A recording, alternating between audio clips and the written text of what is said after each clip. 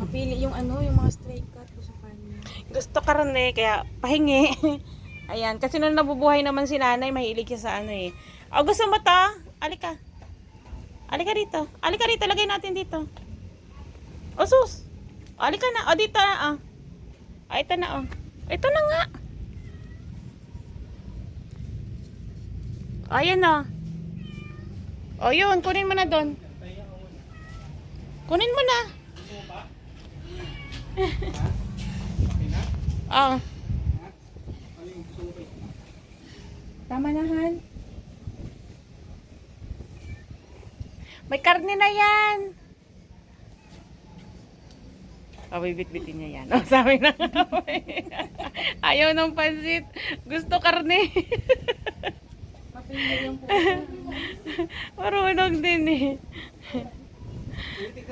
Kasi si Asan, ayan, tinitingnan ka kasi sabi niya kasi karne din daw. O bigyan mo daw siya karne. Bigyan mo daw siya karne. Kasi nung nabubuhay naman si mother, ano eh, mahilig siya sa pusa. Nagpapakain talaga siya ng pusa.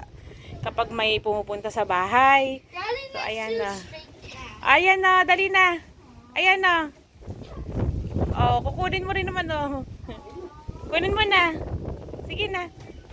Sige na. Huwag ka mag-alala, hindi ka sasaktan. Sige na, be. Hindi ka sasaktan, bebe.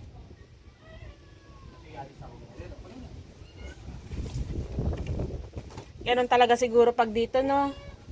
Kasi ano, so, tingnan mo, mas iba. Pero yung mga pinapakain ko sa ano, sa kalsada, hindi naman ganyan. Masyado silang takot. I'm making a cat sound so they're never gonna afraid. I like cats and dogs. You like cats and dogs? Yeah, but dogs is so scary. But I still love cats more. I still love cats even more.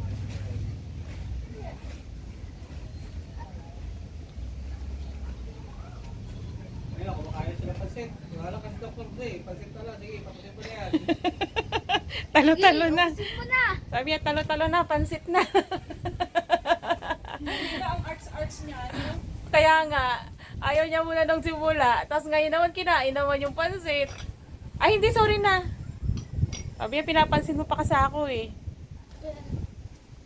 O, kain na. Uy, isa pa oh. Oh, boy, yeah.